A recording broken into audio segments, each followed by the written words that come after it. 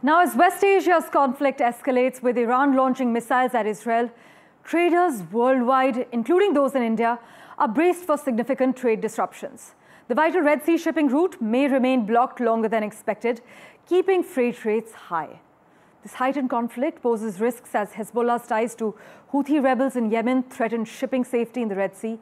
But for India, which relies on this route for over $400 billion in trade with Europe, the United States, Africa, and the Middle East, the stakes are high to say the least. Indian exporters already felt the impact, with exports dropping 9% in August, largely due to a 38% decline in petroleum exports.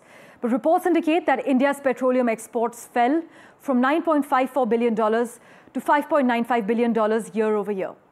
A CRISIL report, meanwhile, had warned earlier that shipping market challenges could further squeeze profitability, particularly since Europe accounts for 21% of India's petroleum exports.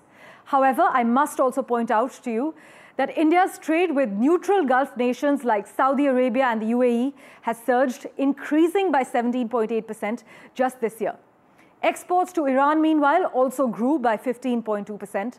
So despite the turmoil, opportunities for growth remain as India adapts to these changing dynamics.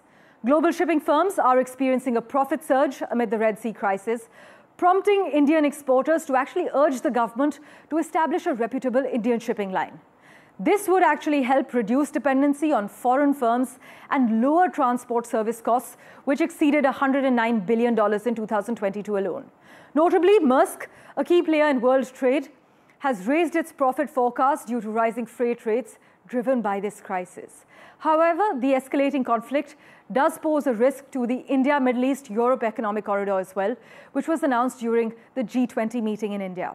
This ambitious plan aimed to connect India to the Gulf and Europe through a network of rail and road transport, potentially bypassing the Suez Canal and providing a faster route.